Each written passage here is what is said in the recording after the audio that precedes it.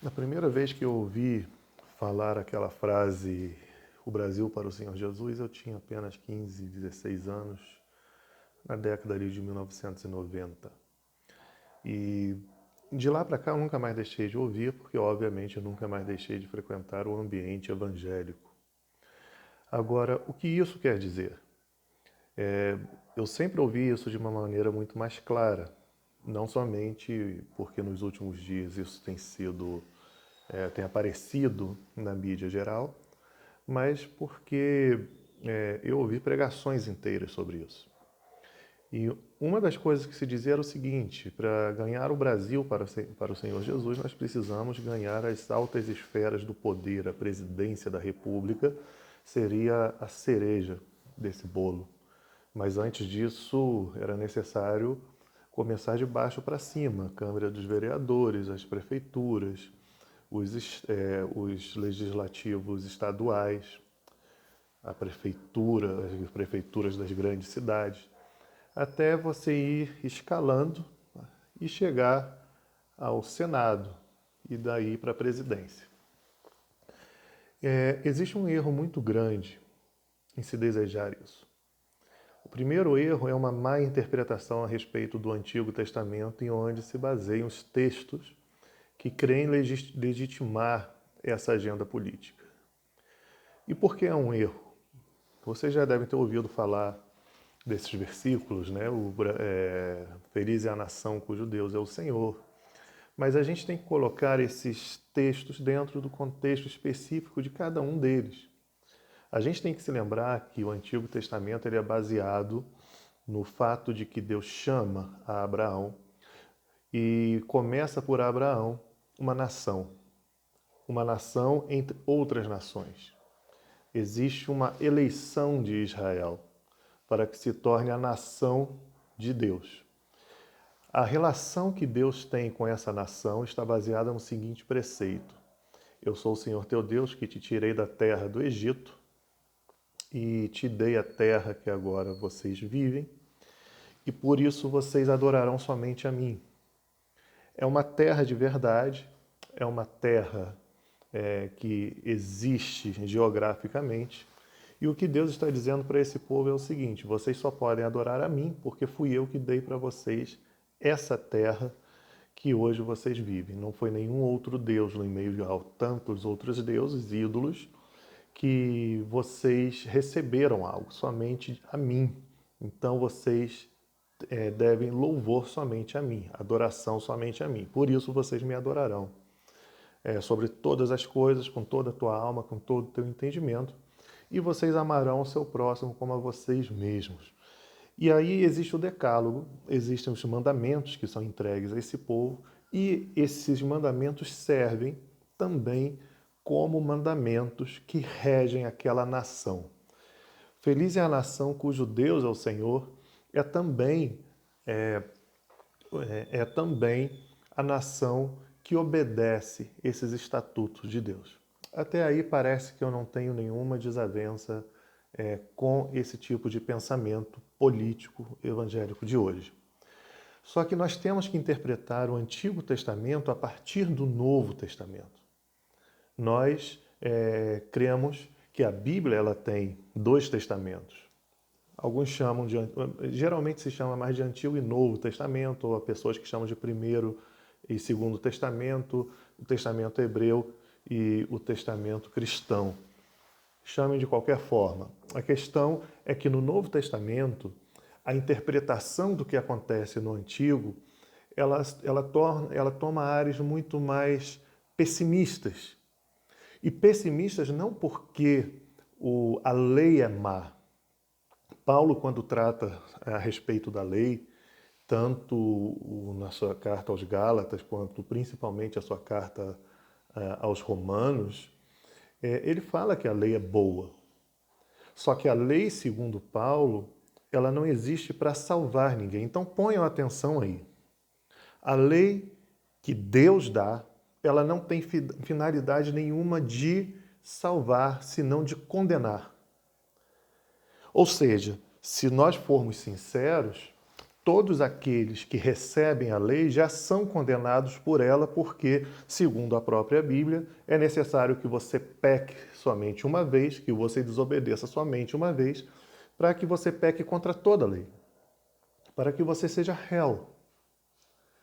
Na nossa sociedade moderna, a pessoa não precisa cometer todos os crimes para receber alguma punição.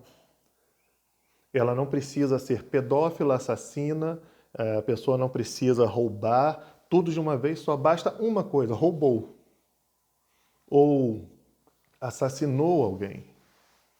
E ela recebe condenação. Então a gente percebe o andamento da lei e como aqueles que tentam viver segundo a lei, que tipo de sociedade nós temos. E que tipo de sociedade nós temos baseada naqueles que tentam seguir a lei. É uma sociedade hipócrita.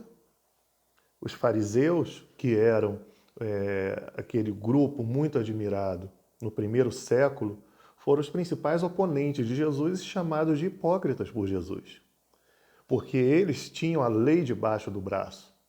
Mas o interessante é que, por terem a lei debaixo do braço e analisando a sociedade e a vida de outras pessoas segundo a ótica da lei, eles só encontravam condenação para as outras pessoas. Um texto muito clássico na nossa fé é quando uma mulher é surpreendida em adultério. A mulher surpreendida em adultério é levada até Jesus e, por saberem que Jesus interpretava a lei de maneira diferente, eles lançam a mulher aos pés de Jesus e, já com pedras em suas mãos, eles perguntam o seguinte: e aí, a lei diz que a gente tem que apedrejar, você fala o quê? Porque Jesus foi conhecido por sua misericórdia. Eles sabiam que Jesus tentaria absolver aquela mulher. E Jesus diz: aquele que não tiver pecados, que atire a primeira pedra. A lei condena a todos. A lei vem sobre todos. E aí uma outra coisa interessante nessa passagem é que a mulher surpreendida em adultério, a lei diz que a mulher e o homem deveriam ser levados. O texto cita somente a mulher levada a Jesus. Eu posso até tentar aqui fazer um exercício, se eu conheço bem a religião. Onde estava o homem que foi surpreendido com aquela mulher em adultério? Talvez estivesse com os outros acusadores com a pedra em suas mãos para também tacar naquela mulher que, além de tudo, foi acusada de seduzi-lo. Porque a religião, ela gera hipocrisias, o legalismo, a religião legalista, ela gera hipocrisia em todos os níveis, até porque a lei nos impede de viver a vida que Deus quer. Ela é a revelação plena da vontade de Deus e nós somos pecadores. Então, o primeiro ponto é esse. De maneira que nós compreendemos que é impossível você viver uma vida que não seja a vida pelo Espírito pregada no Novo Testamento. Segunda coisa que a gente pode dizer aqui a respeito desse desejo de ter um país evangélico, e um país evangélico que seja essa cultura evangélica imposta por meio dos grandes poderes, as altas esferas de poder, obviamente a gente entende que elas legislam leis, e essas leis, para serem cumpridas, elas precisam de uma força de repressão que nós chamamos de polícia. Não existe lei que não precise de força de repressão. Então o que nós temos é o quê? Temos aqui leis supostamente cristãs, que agora devem ser cumpridas na esfera legal. A fé não é imposta por espada ou por forças de repressão. O que é imposto por forças de repressão é o colonialismo. É quando um poder com a espada ou com um fuzil impõe a alguém o que ela pode ou o que ela não pode crer. Jesus nunca pregou isso. Jesus, quando fala a respeito do reino de Deus, ele diz o seguinte: o semeador saiu a semear.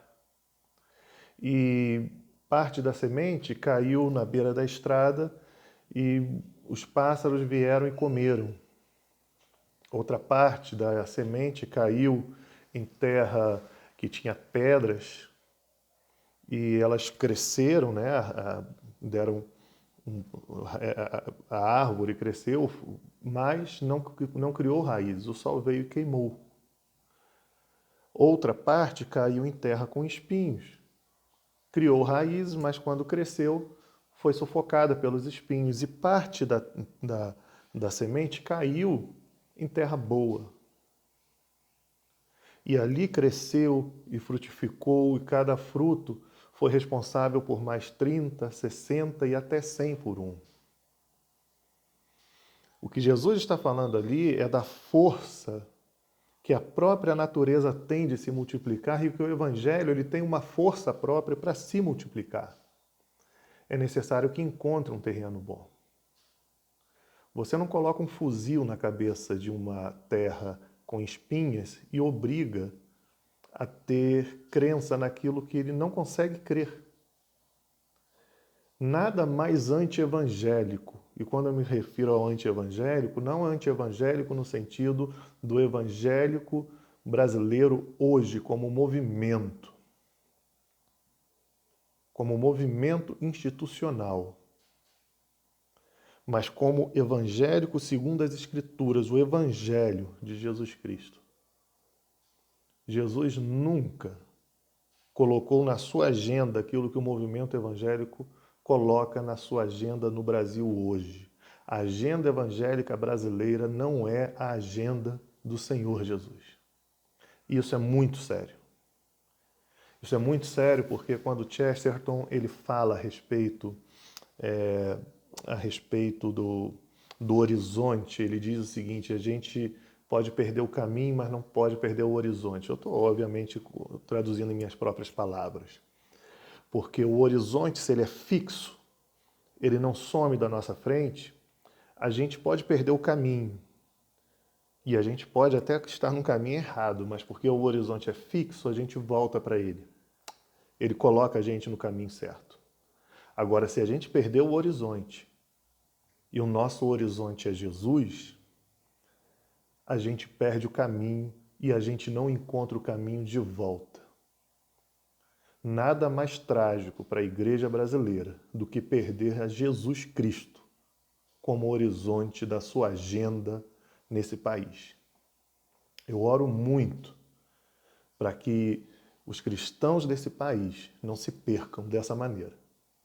Porque existe uma diferença muito grande entre o erro. Como eu erro, você erra, qualquer um erra, Pedro errou, Paulo errou, porque nós somos pecadores, vivemos naquela tensão. Mas o que nos dá atenção é exatamente o horizonte fixo. A lei é boa, eu sou pecador. Mas eu não vivo segundo a lei, eu vivo segundo a lei do Espírito, que me traz vida, que gera em mim aquilo que em Gálatas está escrito: paz, amor, longanimidade, domínio próprio. Contra essas coisas e coisas semelhantes a essas não há lei. Não há lei. Agora, quando eu perco o horizonte, acontece aquilo que a Bíblia chama de apostasia. Nos últimos dias, alguns apostatarão da fé. O que significa apostatar da fé? É perder o horizonte.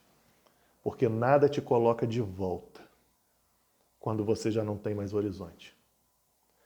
Então eu quero dizer com esse vídeo que eu não tenho nenhuma pretensão de me juntar à agenda do movimento evangélico brasileiro.